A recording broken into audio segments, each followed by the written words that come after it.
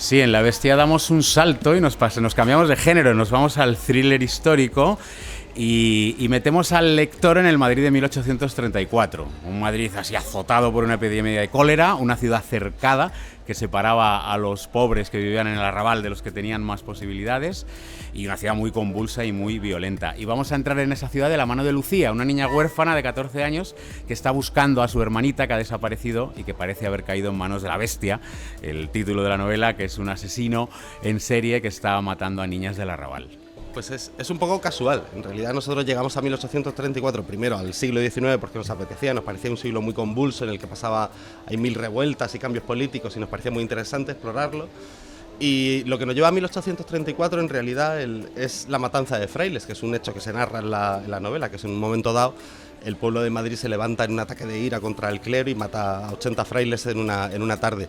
Y cuando empezamos a abrir la lupa y a mirar qué estaba pasando en Madrid, por qué se había producido eso, de repente nos encontramos con las guerras carlistas por un lado y con la epidemia de cólera. Fue como, lo llamamos un hallazgo feliz, digamos, porque de repente la realidad de ese Madrid de 1834 estaba hablando mucho sobre la realidad que todos hemos vivido en 2020 con la pandemia de COVID, pero no fue buscado, fue un encuentro en el proceso de creación de la novela.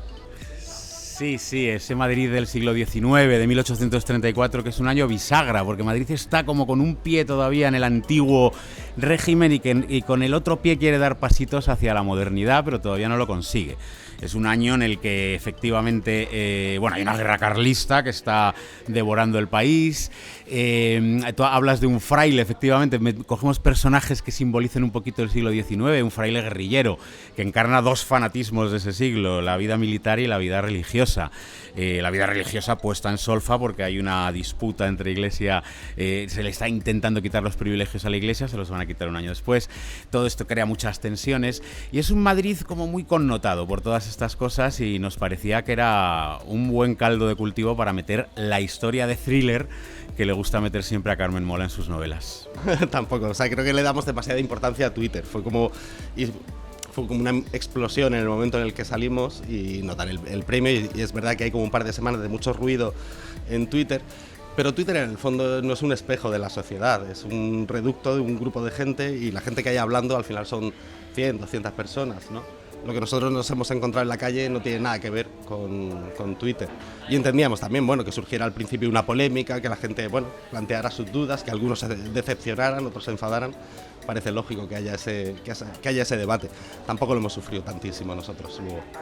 Pues no lo sé si nos ha venido bien. Es verdad que este premio Planeta salió con mucho ruido. Te hacen como un poco la prepromoción en esas 2 semanas de jaleo en Twitter.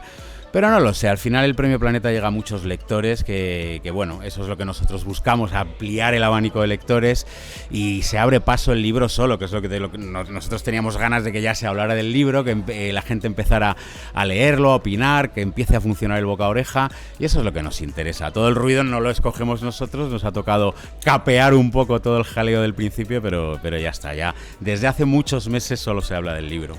Nos vamos retando los unos a los otros a ver quién dice mayor burrada. Bueno, no lo sé.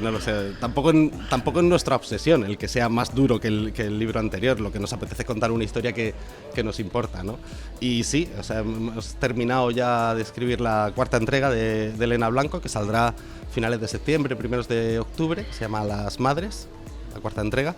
Y estamos muy contentos, la verdad, y con ganas también de volver, que la serie de Elena Blanco se había quedado un momentito aparcada para dar sitio a La Bestia, y nos apetecía mucho retomar también a esos personajes. Que yo recuerde, hay algún pueblito ahí vecino.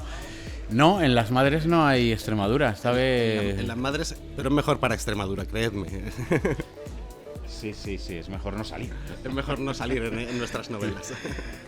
Bueno, el policíaco, como es un género de muchos giros, de muchas sorpresas, es verdad que se presta mejor a la tormenta de ideas entre 3 cabezas, ¿no? La suma de 3 talentos pues multiplica mucho el caudal, ¿no?, narrativo, todo lo que se te va ocurriendo. En una novela más reflexiva yo creo que sería imposible, porque ahí no, las aportaciones son demasiado personales. Pero 3 guionistas saben distinguir perfectamente una buena idea, un buen arranque, un buen clímax, un buen giro, y es más cómodo hacerlo desde el thriller o desde el policíaco. La verdad es que no. O sea, la verdad es que en cuanto pasa un poquito de tiempo y relees el libro o echas un vistazo, que tampoco releemos mucho nuestros propios libros, pero cuando le echas un vistazo no identificas exactamente a quién pertenece cada una de las frases.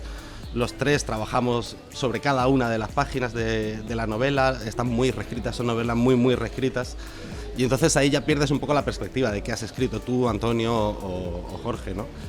Nos parece curioso que hay gente que entra en las novelas como buscando la separación entre autores y en realidad creo que es imposible porque no existe esa separación. El punto y final lo pone el plazo de entrega. Si no hubiera un plazo de entrega estaríamos reescribiendo todavía La novia gitana, la primera novela. Por suerte hay un editor que te dice ya, hay que entregar, que si no, no llegamos a tiempo. Es pronto, ¿no?, para decir eso. La Red Púrpura está opcionada, podría salir, pero todavía es pronto para... No se ha concretado, pero está opcionada. Y en La Bestia hay interés, pero todavía no se ha concretado nada. Es una novela difícil de llevar al audiovisual porque es muy cara. Es reconstruir una ciudad que ya no existe. Pero bueno, veremos qué pasa.